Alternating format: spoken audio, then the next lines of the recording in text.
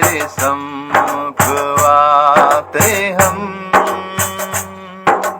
हे स्वर्ग पिता, तेरे नाम की स्तुति हो। हे जीवन दाता, तेरे सम्मुख आते हम। आराधना ओ आराधना,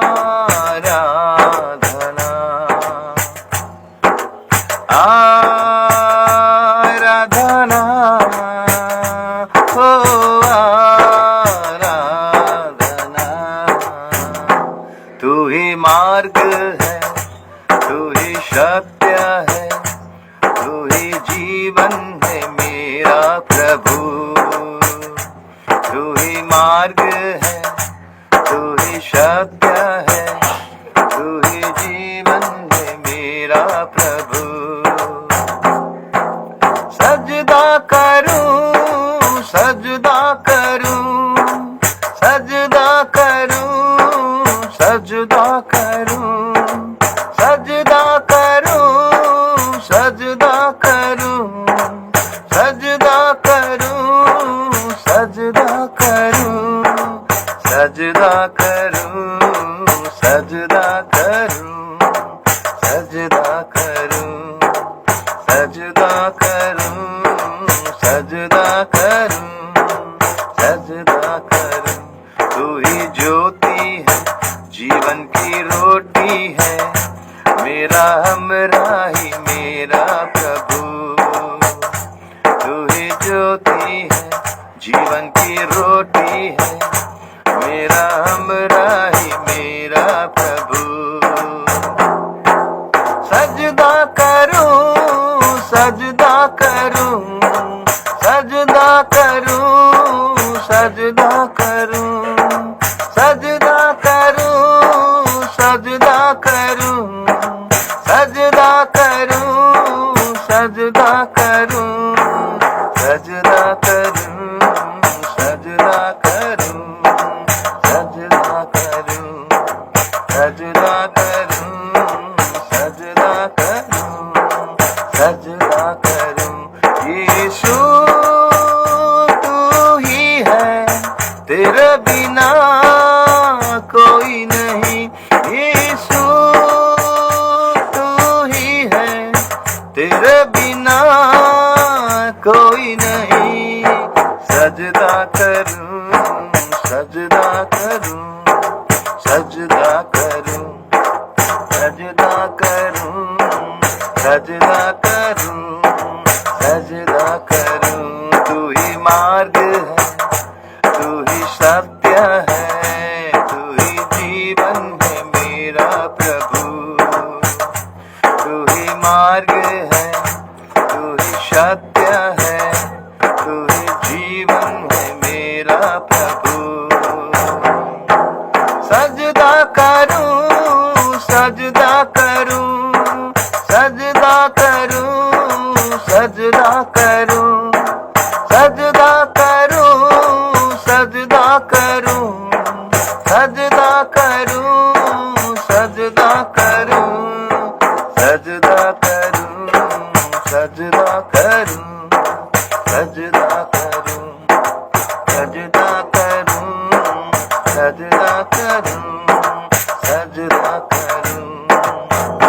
परमेश्वर के नाम का स्तुति हो, परमेश्वर के नाम का महिमा हो। परमेश्वर अद्भुत है, परमेश्वर अद्भुत करने वाला परमेश्वर है। आइए उस परमेश्वर का हम गुणानुवाद करें, उसका महिमा करें, उसका प्रशंसा करें। प्रभु आराधना में हम अगुवाई किया, इसलिए हम परमेश्वर का तारीफ करते हैं, उसका जय जयकार करते हैं, उसका स्तुति करते हैं, उसका धन्यवाद करते हैं। आइए परमेश्वर के वचन की ओर जाएंगे, जो आज का ध्यान का विषय रहेगा कि लाज़र क्यों स्वर्ग गया। हम धनी व्यक्ति के बारे में जिक्र किए थे कि धनी व्यक्ति क्यों नरक में गया। आज का विषय वस्तु है कि लाज़र का क्या योग्यता था, क्या क्वालिटी था जो वो स्वर्ग में गया। मेरे प्रियो, जब हम लूका 16 अध्याय को निकालते हैं और उसका पढ़ाई करेंगे 19 पद से लेके लूका 16 अध्याय और उसका अगर हम 19 पद से अगर पढ़ाई करेंगे, एक पद से 19 से लेके अगर हम पढ़ाई करेंगे,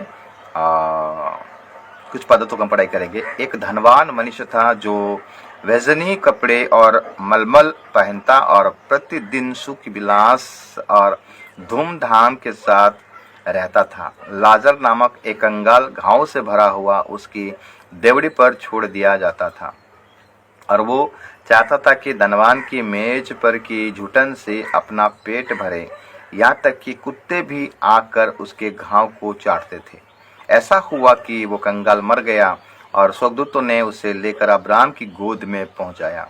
वो धनवान भी मरा और गड़ा गया और अधोलोक में उससे पीड़ा में पड़े हुए अपनी आंखें उठाई और दूर से अब्राहम की गोद में लाजर को देखा। तब उसने पुकार कर कहा, हे पिता अब्राहम, मुझ पर दया करके लाजर को भेज दे ताकि वो अपनी उंगली का सिरा पानी में भिगोकर मेरी जीभ को ठंडी करे, क्योंकि मैं इस ज्वाला में तड़प रहा हूँ। परंतु अब्राहम ने कहा, हे पुत्र, स्मरण करके तू अपने जीवन में अच्छी वस्तुएं ले चुका है और वैसे ही लाजर बुरी वस्तुएं, परंतु अब वो यहाँ शांति पा रहा है और तू तड़प रहा है। इन सब बातों को छोड़ हमारे और तुम्हारे बीच एक भारी गड्ढा ठहराया गया है कि जो यहाँ से उस पार तुम्हारे पास जाना चाहे वे ना जा सके और ना कोई वहां से इस पार हमारे पास आ सके। उसने कहा, तो हे पिता, मैं उससे विनती करता हूँ कि तू उससे मेरे पिता के घर भेज, क्योंकि मेरे 5 भाई हैं, वो उनके सामने इन बातों की गवाही दे, ऐसा ना हो कि वे भी इस पीड़ा की जगह में आए। अब्राहम ने उससे कहा, उनके पास तो मूसा और भविष्यवक्ता की पुस्तक में है, वे उनके सुने। उसने कहा, नहीं है पिता अब्राहम, पर यदि कोई मेरे हुए में से उनके पास जाए तो वे मन फिराएंगे। उसने उनसे कहा, जब वे मूसा और भविष्यवक्ताओं की नहीं सुनते तो यदि मरे हुए में से कोई जी भी उठे तो भी उसकी नहीं मानेंगे। परमेश्वर इस वचन के द्वारा हमको आशीष करे, अनुग्रह करे, दया करे, कृपा करे। आज का ध्यान का विषय मेरे प्रियो कि लाजर क्यों स्वर्ग गया, उसका क्या योग्यता था। अगर इस वचन को अभी पढ़े, अगर ध्यान से आप सुने होगे तो इस लाजर के बारे में दो व्यक्ति गवाही दे रहे हैं। लाजर के बारे में कौन सा गवाही? उसका योग्यता का गवाही। पहला गवाही धनी व्यक्ति दे रहा है लाजर के बारे में। वो नरक में है लेकिन गवाही लाजर का दे रहा है। अगर हम ध्यान करेंगे मेरे प्रियो, लाजर का पहला क्वालिटी के बारे में, लाजर का पहला क्वालिटी हम देखते हैं कि अगर हम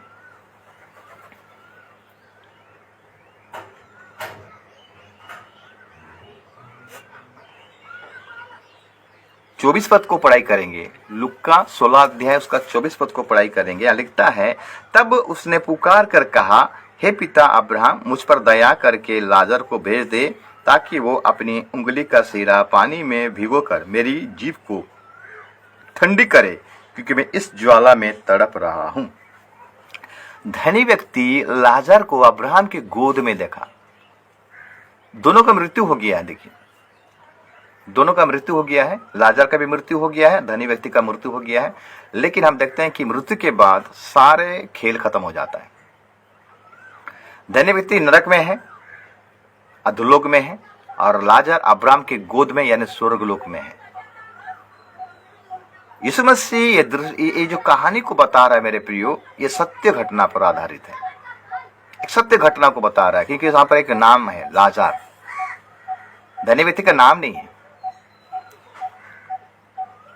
तो देखेंगे धनी व्यक्ति अब्राहम से प्रार्थना कर रहा है कि हे पिता अब्राहम, लाजर को बोल दे कि वो मेरे पास आएगा।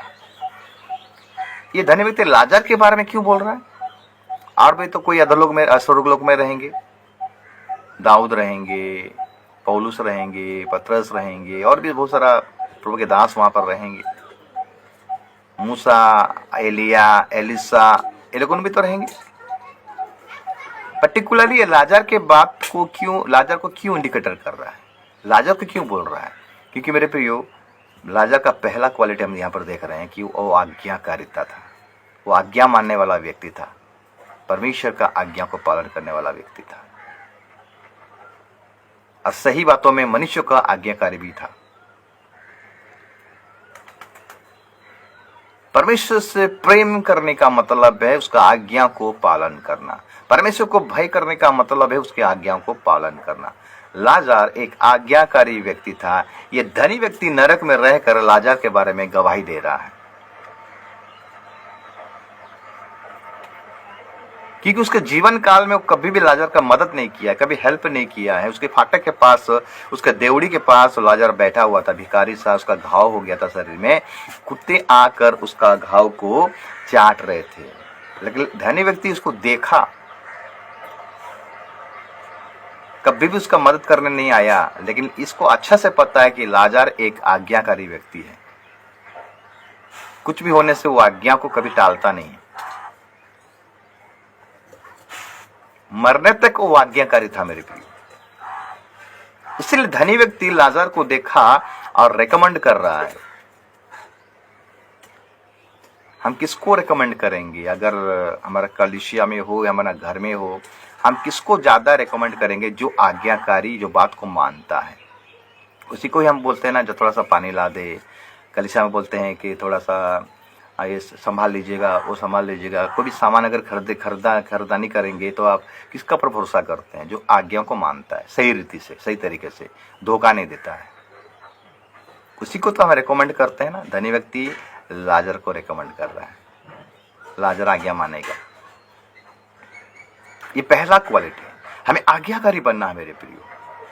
स्वर्ग जाने के लिए हम देखते हैं लाजर का पहला क्वालिटी, लाजर क्यों स्वर्ग गया, उसका पहला क्वालिटी है वो आज्ञाकारी था। वो परमेश्वर का बात को मानता था। इसके साथ साथ उसके ऊपर तो जितने भी कर्मचारी थे, उसके अंडर में जो भी थे, मैंने उसको अधीन, मैंने जो जिसके अधीन में था, वो जिसके अधीन में रहता था, उसका आज्ञा को भी पालन करता था। अगर हम आज चर्च में हैं तो हमें आज आज्ञाकारी होना है, वचन का पालन करना है। कोई भली कामों में अगर हमें कुछ बोलता है तो उसका आज्ञा को पालन करना है, हमें उसको नेगलेक्ट नहीं करना है। हम अपना पासवानों को आज्ञा को पालन करना है। सबसे पहला तो प्रभु का आज्ञा को पालन करना है, प्रभु से प्रेम करना है, एक दूसरे का आज्ञा का पालन करना है मेरे प्रिय। अगर घर में भी है तो हमें अगर छोटा छोटा बात को बोला जाता करने के लिए उसका पालन करना है। मैंने छोटा छोटा विषय में लेकर बड़ा विषय तक लाजर विश्वास योग्यता था। आज्ञाकारी में विश्वास योग्य रहेंगे तो स्वर्ग का द्वार आपके लिए खुल जाएगा मेरे।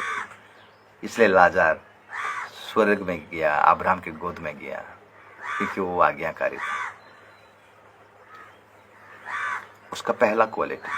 सेकंड क्वालिटी देखेंगे, धनी व्यक्ति सेकंड क्वालिटी लाजर के बारे में क्या गवाही दे रहा है, स्वर्ग में क्यों गया लाजर, उसका सेकंड क्वालिटी देखेंगे। आगे उस पर पढ़ेंगे, उसी 24 पद को पढ़ाई करेंगे। तब अब उसने पुकार कर कहा, हे पिता अब्राहम, मुझ पर दया करके लाजर को भेज दे, ताकि वो अपनी उंगली का सिरा पानी में भिगोकर मेरे जीभ को ठंडी करे, क्योंकि मैं इस ज्वाला में तड़प रहा हूं। इसका सेकंड क्वालिटी है मेरे प्रियो, लाजर का सेकंड क्वालिटी था वो दयावंत था, दया करने वाला व्यक्ति था। वो लाजर को ही रेकमेंड कर रहा है कि मैं इस पर दया नहीं किया हूं जिंदगी भर, लेकिन वो मुझ पर दया करेगा। ये अच्छे से उसको पता था, एक दयावंत, एक दयाकारी व्यक्ति है। अपने जीवन भर वो देखा था कि लोगों को कैसे दया करता था। धनी व्यक्ति देखा है, इसीलिए तो लाजर को रेकमेंड कर रहा है। अगर आप किसी को देखोगे, उसका कैरेक्टर को देखोगे, उसी को तो रेकमेंड करोगे, नहीं वो दयालु व्यक्ति है। अगर हम दया करेंगे तो हमको दया मिलेगा मेरे प्रिय। ये धनी व्यक्ति दया नहीं किया, कभी भी दया नहीं की, इसीलिए आज वो नरक में रहकर पश्चाताप कर रहा है और लाजर से, अब्राहम से निवेदन कर रहा है कि हे अब्राहम, लाजर को थोड़ा भेज मेरे पास, मुझ पर दया करेगा। क्यों बोल रहा है? क्योंकि उसको पता था ये दयालु व्यक्ति है, मैं इसको दया नहीं किया हूं, लेकिन ये करेगा, क्योंकि वो देखा है अपने आंखों से। मेरे प्रियो, दया को हमें प्रकट के रूप में करना है, तब हमारा गवाह बनेगा। मनी में दया नहीं, आपको दिखाना पड़ेगा कि आप दयावंत है। बोलो, जिस प्रकार हम देखते हैं कि राहब वेश्या दया किया 2 गुप्तचरों को इस्राएल की, उसने कहा मैं आप पर जैसा दया किया हूं, कृपा किया हूं, उसी प्रकार आप भी मुझे दया कीजिएगा। हम देखे प्रभु के लोगों को रखा, एरियो में 2 गुप्तचर गए थे, यीशु भेजा था एरियो को दिखने के लिए, जगह को देखने के लिए, लोगों को देखने के लिए कैसा जगह है, क्योंकि एरियो नाश होने वाला है। एरियो के साथ उनका युद्ध था। उससे पहले 2 गुप्तचरों को भेजे, 2 जवान गए थे वहां पर, और राहब वेश्या उनको दया करके उनके घर में छिपा रखा और उनसे बोला, मैं जिस प्रकार आपको दया किया हूं उसी प्रकार मेरा परिवार को भी आप दया कीजिएगा। मेरे प्रिय, आप दया करोगे तो दया पाओगे, आप जो बोओगे आप वही पाओगे।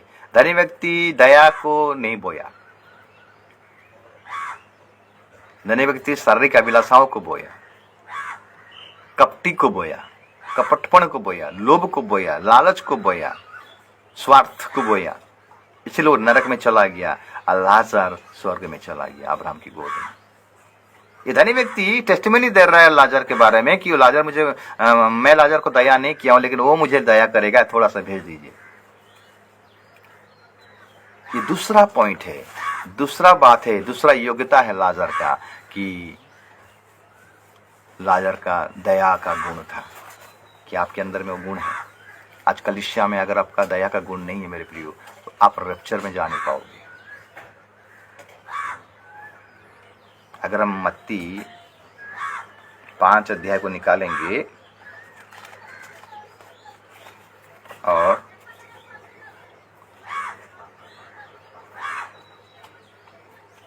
सात पद को पढ़ाई करेंगे, मत्ती 5 उसका 7 पद। धन्य है वे जो दयावंत हैं, क्योंकि उन पर दया की जाएगी। धन्य है जो दयावंत है, उन पर क्या की जाएगी? दया की जाएगी। ये धन्य व्यक्ति जिंदगी भर लाजर को कभी दया नहीं किया, दया की नजर से देखा है, उसका अंदर में दया ही नहीं था।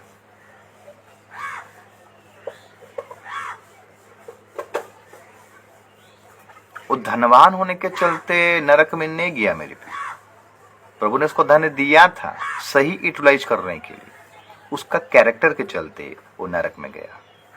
धनी व्यक्ति का कैरेक्टर, धनवान, सब धनवान नरक जाएंगे बोलकर बाइबल में लिखा है। धनवान कौन? धनवान जो लोग कौन धन को ज्यादा आशा लगा रखते, धन के द्वारा बुरे बुरे काम करते हैं, धन को अच्छा से यूटिलाइज नहीं करते हैं, उनके मन में बुरा बुरा ख्याल आता है, बुरा सोच आता है, अपने धन को गलत इस्तेमाल करते हैं। जिस प्रकार हम देखते हैं कि उड़ाऊ पुत्र सारा धन संपत्ति उसका जो भाग था वो लेकर दूरदर्श चला गया और वो धन उसका काल बन गया।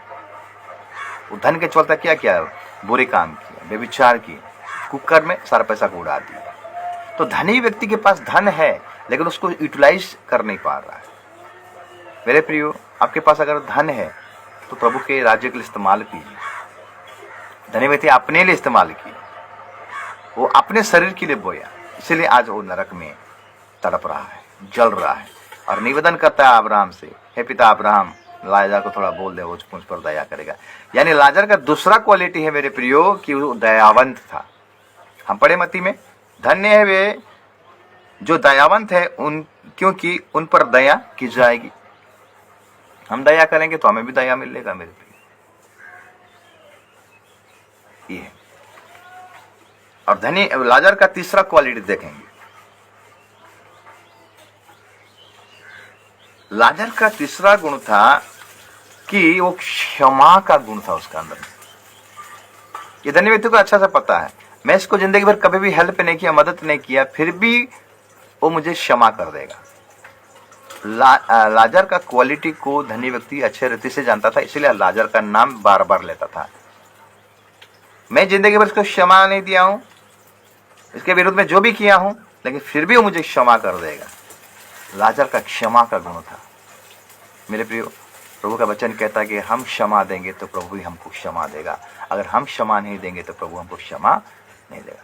जिस प्रकार हम प्रभु का जो प्रार्थना करते हैं, हे हमारे पिता तुझे स्वर्ग में तेरा नाम पवित्र माना जाए, तेरा राज्य है, जैसे तेरी इच्छा स्वर्ग में पूरी होता है वैसे ही पृथ्वी पर पूरी हो।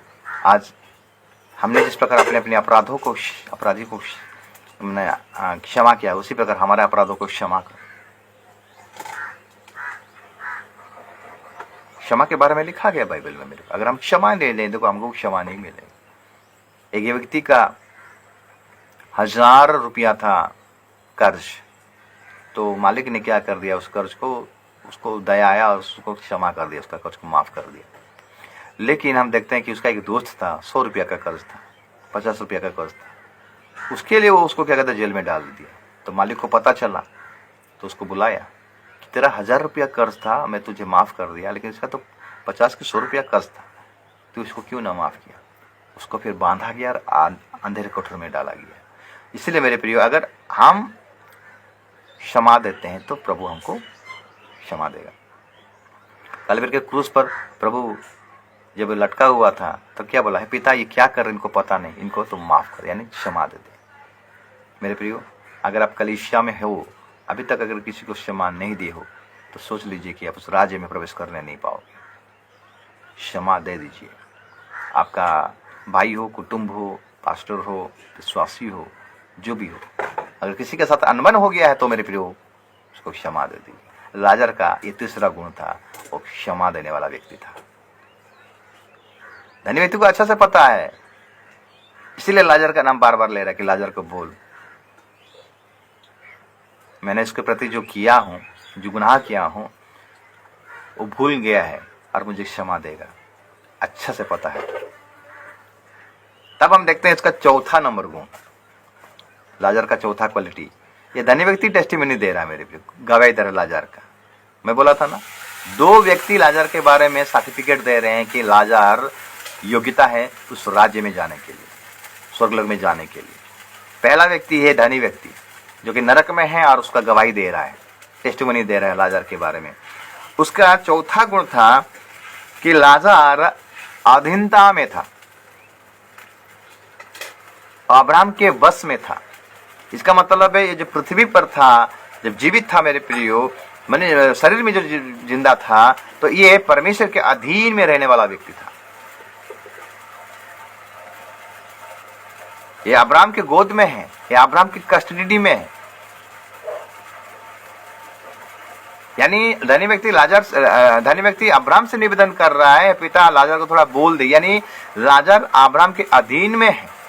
अगर जब तक अब्राहम कुछ नहीं कहेगा तब तक लाजर कुछ करेगा नहीं।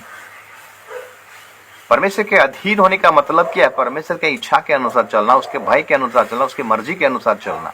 तो लाजर का क्वालिटी वैसा था, वो अधीनता में था। क्या आज हम कलीसिया में पास्टर के अधीन में हैं, अपने गुरुजन के अधीन में हैं, अपने माता पिता के अधीन में हैं? क्या अगर हम अधीनता स्वीकार नहीं करते, मतलब हम उस राज्य में प्रवेश करने नहीं पाएंगे।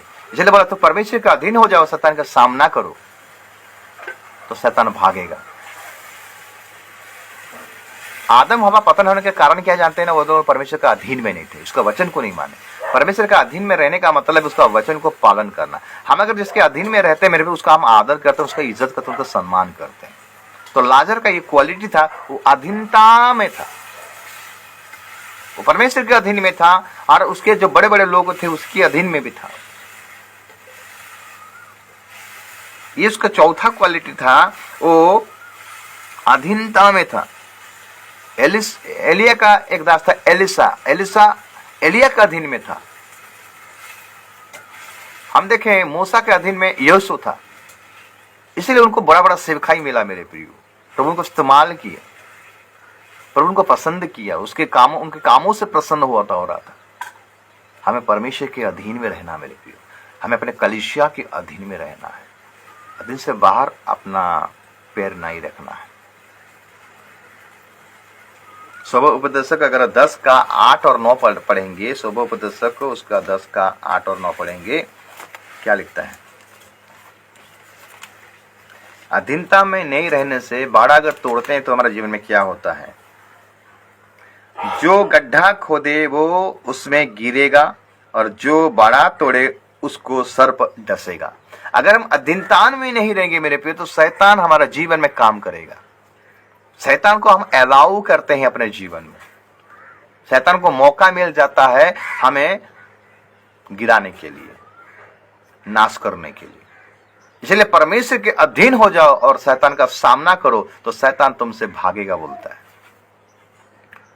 तो लाजर का ये चौथा नंबर क्वालिटी था, वो अधीनता में था। क्या आज हमारे अधीनता में है? आज कलीसिया में विभ्राट क्यों हो रहा है?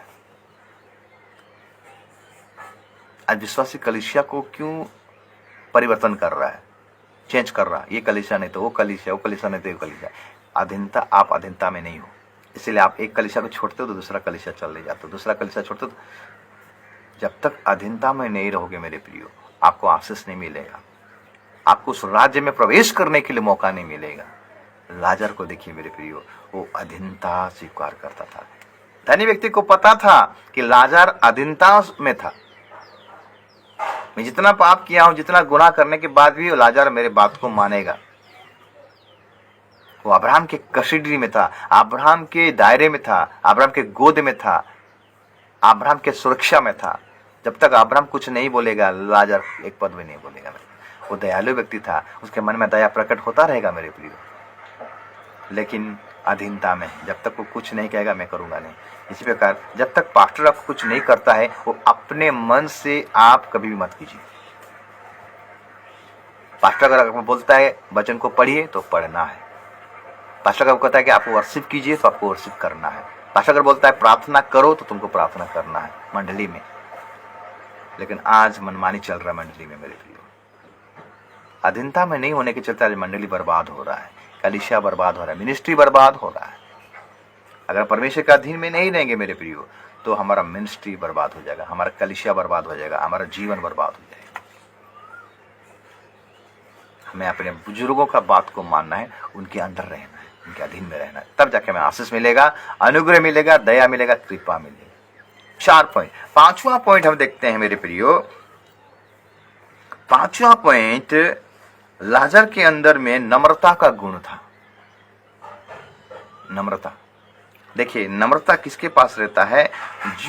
जिसके पास आज्ञाकारिता रहता है, दया का गुण रहता है, क्षमा का गुण रहता है और अधीनता का गुण रहता है, उसके पास रहता है नम्रता।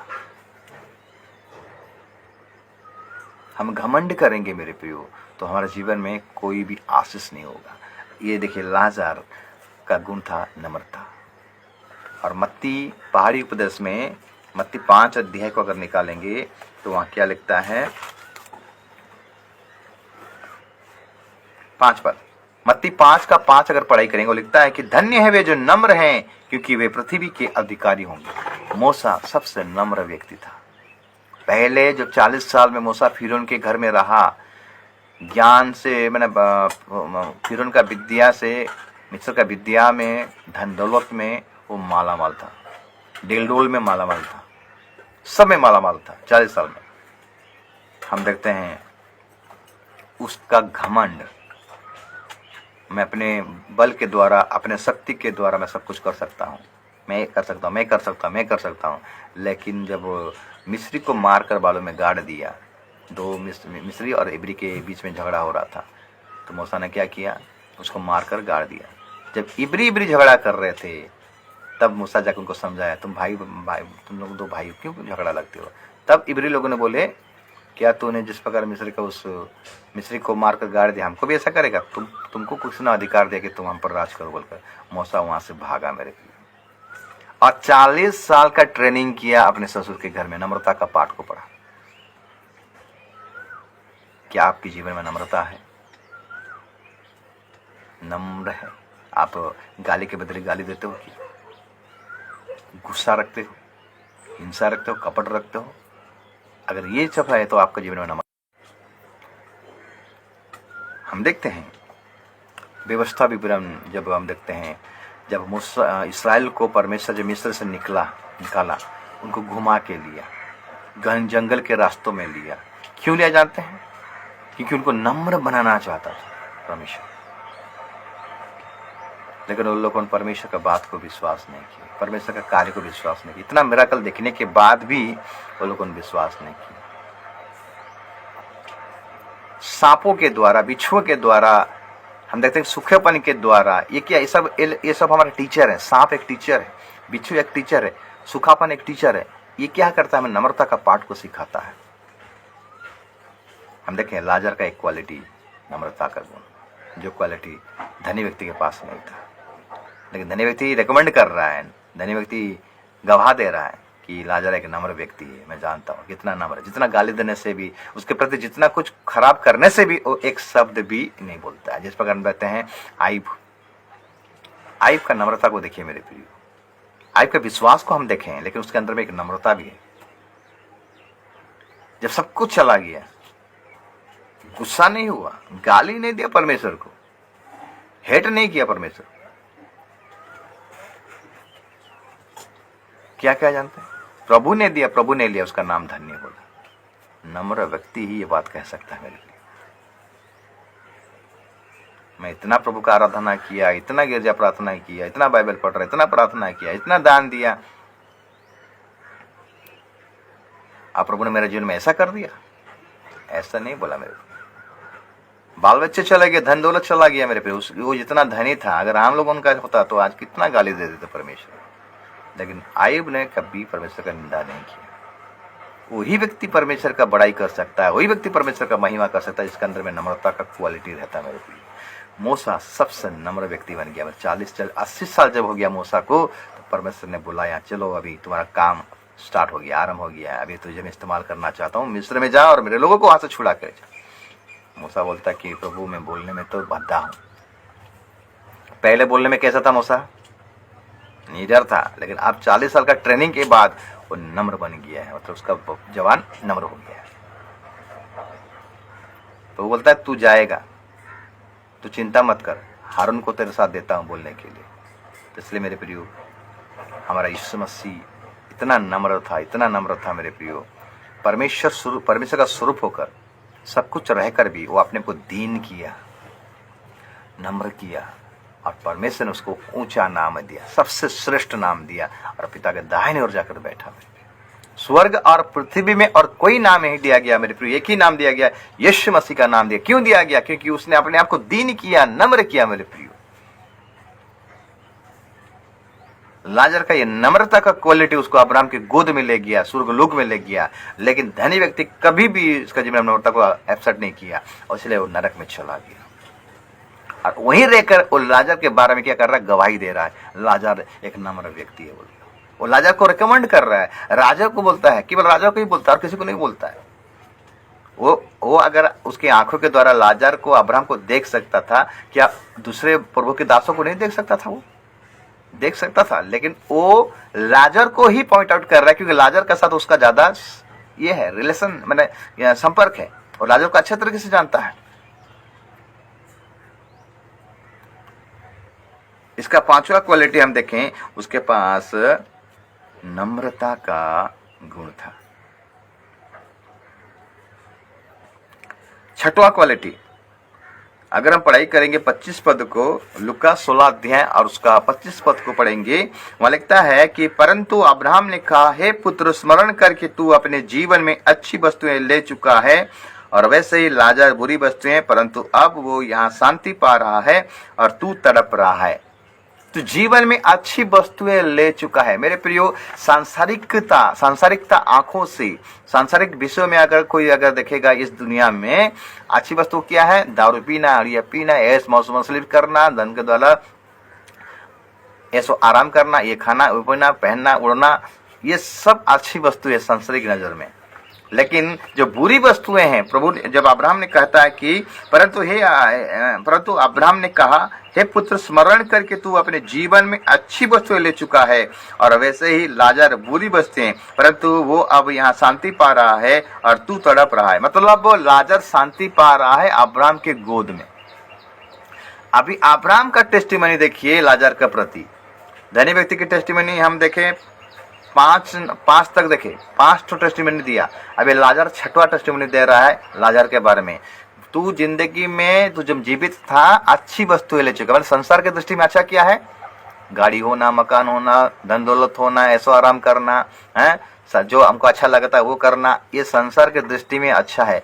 लेकिन संसार के दृष्टि में बुरा क्या है जानते हैं? बाइबल को पढ़ना, प्रार्थना करना, गिरजा जाना, संगति करना, है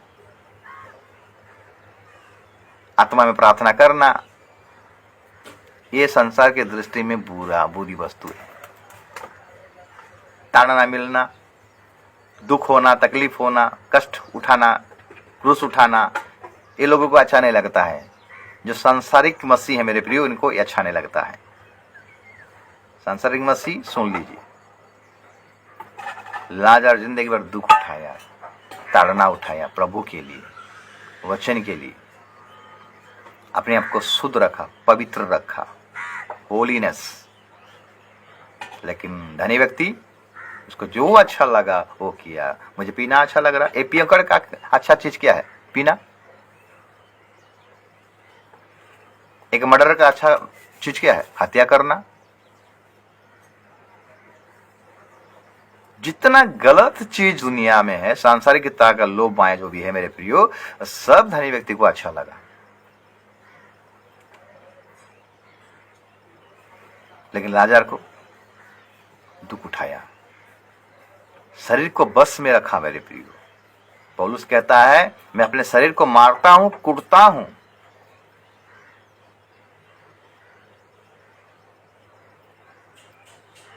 शरीर को मार रहा था लाजर मेरे। खाना नहीं मिल रहा था, कोई बात नहीं है। वो कभी भी शरीर की अभिलाषाओं में नहीं पड़ा, गलत चीजों में नहीं पड़ा। उसको लोग बहुत सारा बात बोले होंगे, क्या क्या खाली प्रभु प्रभु होता है, hallelujah hallelujah praise the Lord खाली करता है, खाली वचन पढ़ता है, गिरजा जाता है। आइए एंजॉय करते हैं, सिनेमा देखते हैं, टीवी देखते हैं, पिक्चर देखते हैं। लोगों का अच्छा यही है। सांसारिक मसीह अगर इस भूल में हो तो धनी व्यक्ति को थोड़ा ध्यान दीजिएगा। वो नरक से आपसे निवेदन कर, आपसे कुछ कहना चाहता है। नरक से बोलता है कि यहाँ मत आओ, ये बहुत डेंजर जगह है बोलकर, इस सांसारिक मसीहों के लिए। इसलिए अब्राहम ने कहा तुझे जो अच्छा लगा तो वही किया। मतलब तू जो शरीर के अनुसार जो बोया तुझे वही मिला, और लाजर आत्मा के अनुसार जो बोया उसको वही मिला। वचन में लिखता है ना, जो शरीर के हिसाब से बोएगा वो मृत्यु को काटेगा। अगर हम गलाती को पुस्तक को निकालेंगे, गलाती 6 अध्याय, गलाती 6 अध्याय,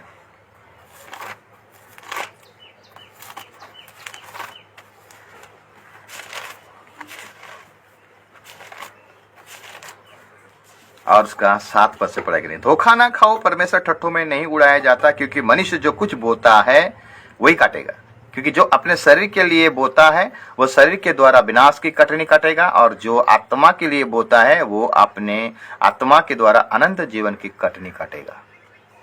लाजर को पता था कि क्या सही है और क्या गलत है, शरीर के लिए क्या सही है और आत्मा के लिए क्या सही है।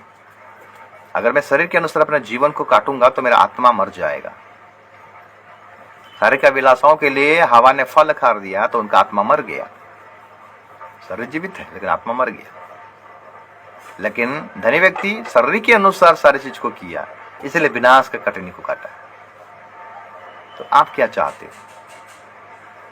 शरीर के अनुसार जीवन जीना चाहते हो कि आत्मा के अनुसार जीवन जीना चाहते हो? क्योंकि परमेश्वर आत्मा है। अवश्य है कि हम परमेश्वर का आराधना कैसे करें? आत्मा और सच्चाई से। हम भी आत्मा है, हमें प्रभु आत्मिक संतान ने बनाया है।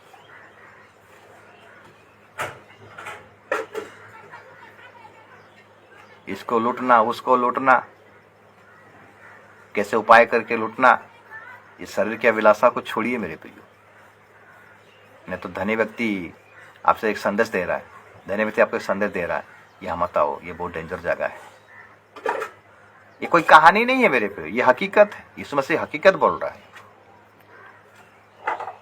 और भविष्य का कलीसिया को तैयार करने के लिए वचन को दिया गया है। वही कलीसिया जाएगा जो अपने आप को तैयार किया होगा, अपने आप को संसार से अलग किया होगा, संसार के अभिलाषाओं से अलग किया होगा, अपने आप को पवित्र करके रखा होगा। लाजर का वही क्वालिटी था। लाजर एक ऐसा कलीसिया को दर्शाता है जो तेजस्वी कलीसिया को दर्शाता है, और रेप्चर करने वाला एक कलीसिया को दर्शाता है। गुप्त आगमन में वही रेप्चर होगा जिस प्रकार लाजर का क्वालिटी था वैसा रहेगा। 6 नंबर क्वालिटी हम देखें कि वो संसार से अलग रहा, संसार के अभिलाषाओं को अपने जीवन में आने नहीं दिया ना, अपने को होलीनेस रखा, पवित्र करके रखा। पवित्रता से सिद्ध होकर वो जीवन बिता रहा था मेरे प्रिय। और उसके बारे में कौन कभी गवाही दे रहे? अब्राहम। तूने जिंदगी में तुझे जो अच्छा लगा वो ग्रहण किया, इसलिए तुझे नरक मिला, और इसको जो अच्छा लगा आज वो स्वर्गलोक में है। तो सोच लीजिए कि स्वर्ग जाने के लिए कौन सा अच्छा चीज है, कौन सा बुरी चीज है। ना मैंने अब्राहम ने बोला ये इसको बुरी बातें अच्छा लगा। बुरी बातें मतलब कौन सा बातें? प्रार्थना करना बुरी बातें हैं, बाइबल पढ़ना बुरी बातें हैं, पवित्र जीवन बिताना बुरी बातें हैं, संगति करना बुरी बातें हैं, ये संसार के नज़र में बुरी बातें हैं। जो सांसारिक मसीह है ना, जो संसार में लिप्त है, उनको अच्छा नहीं लगता है प्रार्थना करने के लिए, बाइबल पढ़ने के लिए, गिरजा जाने के लिए, संगति करने के लिए, है कि नहीं, आत्मा में चलने के लिए उनको अच्छा नहीं लगता है। तो अब्राहम का कहने का मतलब है ये सब बुरी वस्तुएं हैं संसार के नज़र में, लेकिन परमेश्वर के नज़र में ये अच्छी वस्तुएं, और वही चीज़ इसको स्वर्ग में लेकर गया। धनी व्यक्ति भूल में पड़ा था, मैं अगर ऐसा आराम से रहूँगा, अच्छा अच्छा ड्रेस पहनूंगा, अच्छा अच्छा खाना खाऊंगा, अच्छा अच्छा मान सम्मान इज्जत से जीवन जीऊँगा, यही स्वर्ग में लेके जाएगा। लेकिन वो भूल में था। जब वो नरक में चला गया ना, सब याद आ गया उसको। एक बार नरक में आदमी चला जाने के बाद मेरे प्रिय, उसको सारे बायोडाटा याद आ जाता है, उसका विवेक सारे विषय को बता देता है। अरे अरे अरे, मैं तो बड़ा भूल कर दिया। आप पश्चात में क्या होगा? अब पश्चात में से क्या होगा मेरे प्रियो? अपने भाइयों के लिए तड़प रहा है। देखिए अभी सातवां क्वालिटी अगर हम देखेंगे मेरे प्रियो, अगर हम पढ़ाई करेंगे 27 पद से, लूका 16 अध्याय और उसका 27 पद से हम देखेंगे क्या लिखता है। उसने कहा, तो हे पिता, मैं तुझसे विनती करता हूं कि तू उसे मेरे पिता के घर भेज, क्योंकि मेरे 5 भाई हैं। वो उनके सामने इन बातों की गवाही दे, ऐसा ना हो कि वे भी इस पीड़ा की जगह में आए। मेरे प्रिय, धनी व्यक्ति फिर से लाजर के बारे में गवाही दे रहा है, रेकमेंड कर रहा है लाजर को कि लाजर को मेरे घर में भेज, मेरा और 5 भाई हैं, यहां ना आ जाए। इन बातों की गवाही देगा। कौन से बातों की? क्योंकि धनी व्यक्ति नरक में आ गया है और लाजर जाके क्या करेगा? गवाही देगा कि तुम्हारा बड़े भाई का पाप के चलते वो नरक में चला गया है, मैं देख कर आया हूं, और तुम लोगों ने मन परिवर्तन करो। ये गवाही देना है वहां पर।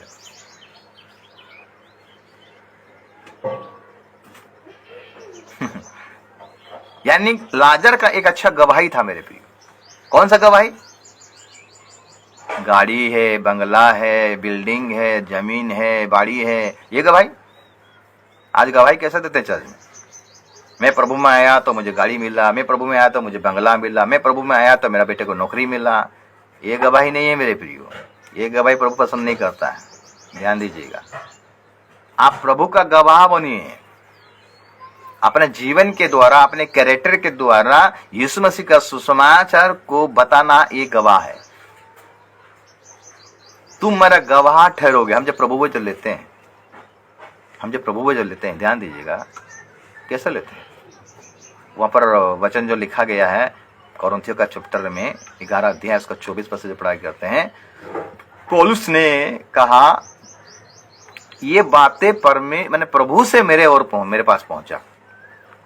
जिस रात यीशु मसीह पकड़वाया गया उससे पहले उसने क्या किया? रोटी तोड़ा और दाखरस, इसको खाना और इसको पीना, और मैं जब तक नहीं आऊंगा तब तक तुम क्या करना है? मेरे गवाह, मेरे बारे में तो बताते रहना। क्या बताते रहना?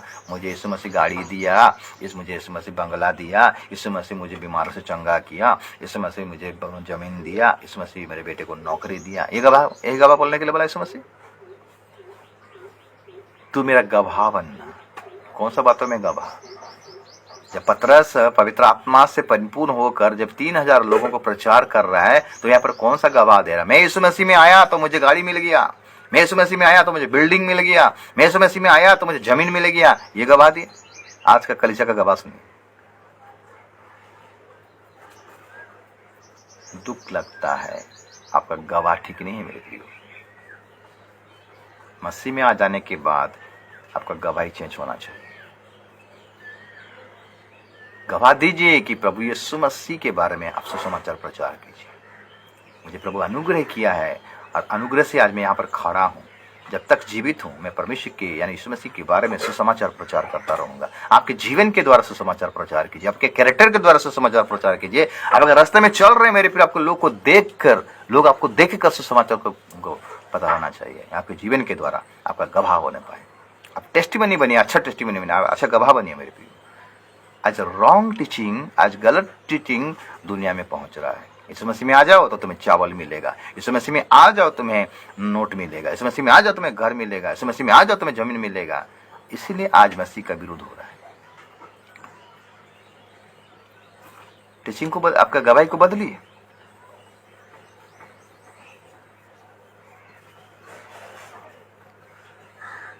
यीशु मसीह में आने से जीवन बदलता है, यीशु मसीह में आने से मन बदलता है, हृदय बदलता है।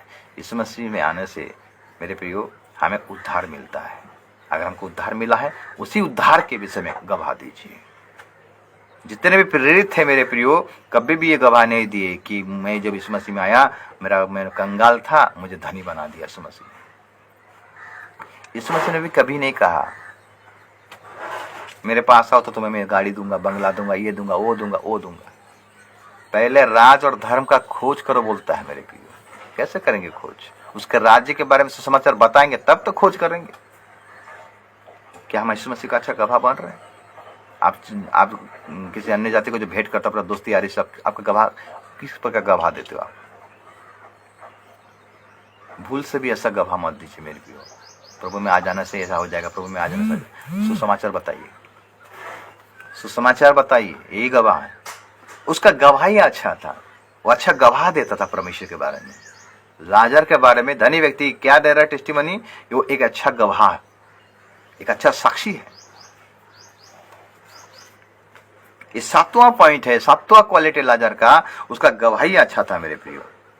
प्रेरितों का काम अगर 1 अध्याय उसका 8 पद को पढ़ाई करेंगे, प्रेरितों का काम 1 अध्याय उसका 8 पद क्या लिखता है? परंतु जब पवित्र आत्मा तुम पर आएगा तब तुम सामर्थ पाओगे और यरूशलेम और सारे यहूदिया और सामरिया में और पृथ्वी के छोर तक मेरे गवाह होंगे। कौन सा गवाह होंगे? यीशु मसीह का गवाह होंगे, क्योंकि हम यीशु मसीह को जानते थे। वो हमारा साथ था, 3.5 साल तक हमारा साथ सेवकाई किया। हम जान लिए उसको मारा गया, गाड़ा गया और तीसरे दिन में जी उठा पवित्र आत्मा के सामर्थ के द्वारा, और हम उसके गवाह हैं। और ये गवाह आप सबको सुना रहे हैं। ऐसा गवाह हमारा होना चाहिए।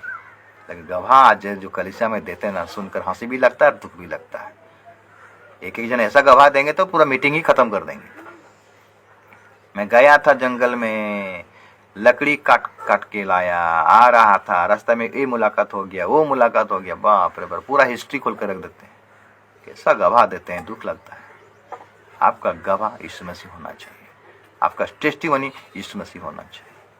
ये 7वां पॉइंट है। 8वां पॉइंट, 8 नंबर, अगर 29 पद को पढ़ाई करेंगे, लुका 16 अध्याय और उसका 29 पद लिखता है, अब्राहम ने उससे कहा, उनके पास तो मूसा और भविष्यवक्ता की पुस्तकें हैं, वे उनकी सुने। अभी अब्राहम लाजर के बारे में गवाह दे रहा है। क्या गवाह दे रहा है? धनी व्यक्ति बोलता है कि हे पिता, मेरे घर में 5 भाई हैं, तो लाजर को भेज। उनके बारे में क्या करेगा? मेरे विषय में क्या करेगा? यहाँ के विषय में, सब इस सारे विषय में गवाही देगा। अच्छा गवाह के बारे में सुने। और अब्राहम उनको बोलता है, धनी को बोलता है कि मेरे बेटे, उनके पास मूसा का शास्त्र यानी बाइबल है, वचन है, वो पढ़ेंगे, भविष्यवक्ताओं को सुनेंगे और मन परिवर्तन करेंगे। यानी यहाँ पर लाजर का और एक गुण पता चलता है कि लाजर वचन को मानने वाला व्यक्ति था, सुनने वाला व्यक्ति था, चलने वाला व्यक्ति था। वचन में लिखता है, जो पढ़ता है, जो सुनता है और जो मानता है वो धन्य है। जो परमेश्वर के वचन को मानता है, सुनता है, पढ़ता है, सुनता है और मानता है, वो धन्य व्यक्ति है। परमेश्वर का वचन को हमें पढ़ना है, सुनना है और मानना है, अमल करना है। तो लाजर का क्वालिटी था, वो वचन पर चलने वाला व्यक्ति था, भविष्यवक्ताओं को सुनने वाला व्यक्ति था, उनके अनुसार चलने वाला व्यक्ति था। जो वचन में कहा गया है उसी को फॉलो करने वाला व्यक्ति था। ये वचन क्या करता है मेरे प्रिय? वचन हमें सुधारता है। वचन पढ़ने से हमारा गलतियां हमें पता चलता है, हम अपने आप को सुधारते हैं। वचन हमें शुद्ध करता है। मेरी किताब में लिखता है कि जवान की उस उपाय से अपने आप को ठीक करेगा, सुधारेगा। तेरे वचन को पढ़ने के द्वारा, उसकी आज्ञा का पालन करने के द्वारा, मानने के द्वारा वो अपने आप को क्या करेगा? शुद्ध कर सकता है। वचन ही नहीं पढ़ते हैं, बाइबल रखा गया है, वचन नहीं पढ़ते हैं, पास्टर को बोलते हैं, पास्टर जी वचन के बारे में थोड़ा बहुत बोलिए तो सुनेंगे थोड़ा। अरे वचन को पढ़िए हर दिन, ये वचन ही आपको स्वर्ग राज लेकर जाएगा। लाजर का ये 8वां क्वालिटी था, वो वचन का आदर करता था, भविष्यवक्ताओं को आदर करता था, उनको सुनता था और वचन के साथ लिपटे रहा था। मेरे प्रिय, वचन को तकिया बनाना है मेरे प्रिय, उसके अनुसार हमें काम करना है। इसलिए परमेश्वर ने यीशु को गला, मूसा को जो व्यवस्था मैंने दिया है, जब यीशु को बड़ा भार मिला इस्राएल का अगुवा होने के लिए मूसा के बाद, तब यीशु डर गया। 50 लाख 60 लाख इसराइली को अगुवाई करना इतना आसान बात नहीं है मेरे प्रिय। तो परमेश्वर ने यीशु से कहा, यीशु मत डर। यीशु का किताब 1 अध्याय उसका 8 पद को पढ़ाई करेंगे, वहां लिखता है कि मैंने जो व्यवस्था मूसा को दिया था, नियम वचन जो मूसा को दिया था, वो तुम्हें दिया गया है। उसको ध्यान करो, उसको पढ़ो, उसमें जो लिखा गया उसी के अनुसार तुम करो तो तुम सफलता को पाओगे। लाजर का ये 8वां क्वालिटी है, वो वचन को विश्वास करता था, वचन के अनुसार काम करता था। इसीलिए अब्राहम लाजर के बारे में ये गवाही दे रहा है। इसलिए ये योग्यता के चलते वो अब्राहम की गोद में आज है। उसका 9वां क्वालिटी को देखेंगे मेरे प्रियो, अगर हम पढ़ाई करेंगे 30 पद। उसने कहा, नहीं है पिता अब्राहम, पर यदि कोई मरे हुओं में से उनके पास जाए तो वे मन फिराएंगे। तो धनी व्यक्ति बोलता है कि कोई मरा हुआ व्यक्ति या पुनरुत्थान हुआ व्यक्ति अगर वहां जाएगा और वो जाके मेरे भाइयों को जाकर सुसमाचार देगा तो मन फिराएंगे। इसका मतलब है लाजर का पुनरुत्थान का शक्ति, पुनरुत्थान का जीवन था, पुनरुत्थान का योग्य व्यक्ति था, उसका पुनरुत्थान हुआ था। इसमें से बोला, मैं ही पुनरुत्थान हूं और मैं ही जीवन हूं। मतलब उसी व्यक्ति का पुनरुत्थान होगा जो वचन के अनुसार अपने जीवन को व्यतीत करता है, पवित्रता के साथ, भय के साथ, आज्ञाकारिता के साथ, विश्वास योग्यता के साथ, नम्रता के साथ, दया के साथ। उसी का पुनरुत्थान हुआ। ना राजा का पुनरुत्थान हुआ। पुनरुत्थान दो प्रकार का पुनरुत्थान, एक पुनरुत्थान अनंत जीवन के लिए है और एक पुनरुत्थान अनंत नरक के लिए। तो धनी व्यक्ति का पुनरुत्थान किस प्रकार हुआ? अनंत नरक में जाने के लिए। अनंत नरक और अनंत जीवन 2 प्रकार है, अनंत जीवन और अनंत नरक। लाजर का किस प्रकार का पुनरुत्थान हुआ था? अनंत जीवन का पुनरुत्थान हुआ था। और धनी व्यक्ति का किस प्रकार का पुनरुत्थान हुआ था? अनंत नरक में जाने का वाला पुनरुत्थान। तो पुनरुत्थान का क्वालिटी था, पुनरुत्थान का योग्यता था लाजर का, इसलिए वो आज अब्राहम की गोद में स्वर्ग लोक में है। ये कौन टेस्टिमनी दे रहा? धनी व्यक्ति लाजर के बारे में टेस्टिमनी दे रहा, अब्राहम से बातें कर रहा है।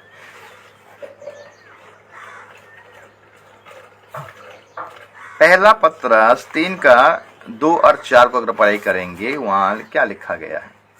पहला पत्रस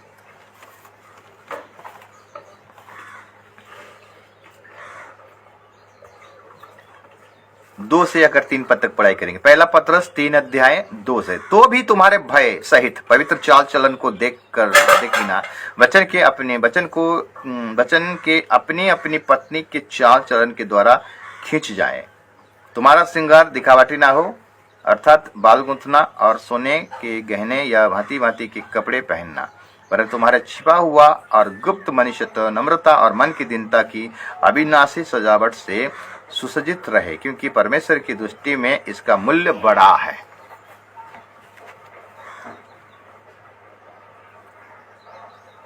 मतलब लाजर आत्मिक श्रृंगार से परिपूर्ण था, शारीरिक की बात। धनी व्यक्ति जिंदगी में अच्छा कपड़ा पहना, अच्छा खाना खाया, ऐसा आराम से रहा, ये बाहरी कपड़ा उसको स्वर्ग में लेकर नहीं गया, उसको नरक में चल ले गया। हमारा आत्मिक श्रृंगार होना है मेरे प्रिय, हमारा आत्मा का सुंदरता, नम्रता और दीनता। लाजर के अंदर में इक्वालिटी था, इसीलिए उसका पुनरुत्थान हुआ, उसको पुनरुत्थान का जीवन मिला। इसमें से ने कहा था ना मार्था से, मैं ही पुनरुत्थान हूं और मैं ही जीवन हूं, अगर तुम मर भी जाओगे तो मैं इसको क्या करूंगा? जिलाऊंगा। हमारा जीवन में ऐसा होना चाहिए मेरे प्रिय।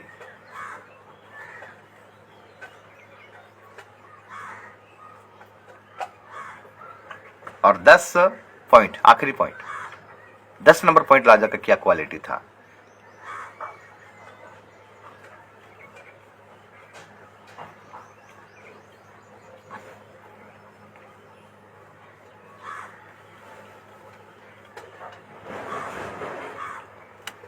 दस नंबर का क्वालिटी था, उसका मन परिवर्तन हुआ था।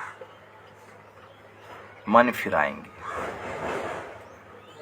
वचन को पढ़कर अपने अपने पापों को मानकर अंगीकार करेंगे और मन फिराएंगे। धनी व्यक्ति मन नहीं फिराया था मेरे प्रियो, लाजर का मन परिवर्तन हुआ था। आज हमारा सब कुछ परिवर्तन होता है, हमारा घर परिवर्तन होता है, हमारा खटिया परिवर्तन होता है, गाड़ी परिवर्तन होता है, जमीन परिवर्तन होता है, लेकिन हमारा मन परिवर्तन नहीं होता है। मन फिराओ क्योंकि स्वर्गराज निकट है, क्योंकि मन में असाध्य रोग लगा हुआ है। इस मन को परिवर्तन करना, सबसे अधिक अपना मन का यत्न करना, क्योंकि जीवन का मूल स्रोत वही है। नीति वचन 4:23 को पढ़ाई करेंगे, लिखता है सबसे अधिक अपने मन का यत्न करना, क्योंकि जीवन का मूल स्रोत वही है। धनी व्यक्ति का मन परिवर्तन नहीं हुआ था, क्योंकि प्रभु यीशु मसीह का कमांड था, मन परिवर्तन करो क्योंकि स्वर्गराज निकट है। यूहन्ना का भी यही प्रचार था कि मन फिराओ क्योंकि स्वर्गराज निकट आ गया है। चलो का भी वही परिवर्तन था, मन फिराओ क्योंकि स्वर्गराज निकट आ गया है। आज कलीसिया को मन परिवर्तन करना जरूरी है। ये 10 क्वालिटी लाजर के पास था, इसीलिए ये 10 वही योग्यता था लाजर के पास, इसीलिए वो स्वर्ग लोक में गया, अब्राहम की गोद में गया। धनी व्यक्ति के पास एक क्वालिटी नहीं था, इसीलिए उसको नरक जाना पड़ा, अधोलोक में जाना पड़ा। आप क्या सोच रहे हैं? स्वर्ग जाना चाहते हो कि नरक जाना चाहते हो? ये डिसीजन आपको लेना है। धनी व्यक्ति स्वर्ग नरक को चुना, सांसारिक बातों को चुना, इसलिए उसको नरक मिल गया। लेकिन लाजर आत्मिक बातों को चुना, दुख को चुना, कष्ट को चुना, कांगालीपन को चुना। भले उसके पास कुछ नहीं है, लेकिन फिर परमेश्वर ने उसको अब्राहम की गोद में पहुंचा दिया। मेरे प्रियो, भिखारी होने से कोई स्वर्ग नहीं जाएगा, भिखारी होने से कोई नरक नहीं जाएगा। मेन हुआ क्वालिटी। हम बहुत सारे भिखारी को देखते हैं, दारू पी रहे हैं, हड़िया पीते हैं, चरस गांजा पीते हैं, नशा का दवा करते हैं, व्यभिचार करते हैं, चोरी करते हैं, वो क्या जाएंगे? स्वर्ग। लाजर का क्वालिटी के द्वारा, लाजर का योग्यता के द्वारा वो स्वर्ग में गया। मेरे भिखारी हो जाने से कोई स्वर्ग नरक नहीं। योग्यता, परमेश्वर की दृष्टि में योग्यता रहना चाहिए। परमेश्वर की दृष्टि में पास होना पड़ेगा, तब जाके आप या तो स्वर्ग जाएंगे या तो नरक जाएंगे। अगर फेल हो जाएंगे तो नरक में, पास हो जाएंगे तो सदा स्वर्ग में। धनी व्यक्ति फेल हो गया, आत्मिक क्षेत्र में फेल हो गया, लेकिन लाजर पास हो गया, इसीलिए उसको स्वर्गराज मिला, अब्राहम की गोद मिला। तो आज भी प्रभु अपना लोगों को लेने आ रहा है। आपका अवस्था, आप किस अवस्था में हो? क्या मुर्दे की अवस्था में हो? वचन में लिखता है कि हे सोने वाले मुर्दों में से जी उठ, तब मसीह का ज्योति तुम पर प्रकाश हो, चमकेगा। निर्भयों का समान नहीं, बुद्धिमान के समान चल, क्योंकि दिन बुरे हैं। दिन बुरे हैं, ये बुरे दिन में हम गुजर रहे हैं मेरे प्रिय। ये वचन ही आपको बचा सकता है, बाइबल ही बचा सकता है, ये वचन ही आपको बचा सकता है। वचन को पढ़े, सुनिए, जो लिखा गया उसको माने। किस प्रकार हमको राज्य में प्रवेश करना, स्वर्ग राज्य में प्रवेश करना, वचन में सब लिखा गया है। ये हमारा मार्ग है। यीशु ने बोला, मैं मार्ग हूं, मैं सत्य हूं, मैं जीवन हूं। ध्यान से इसको जो पढ़ेगा, समझेगा, मानेगा, उसको कोई नहीं रोक सकता प्रभु के राज्य में जाने के लिए। बाकी आपका चॉइस है। प्रभु यीशु के द्वारा आप सबको आशीष करे, अनुग्रह करे, दया करे। आमीन।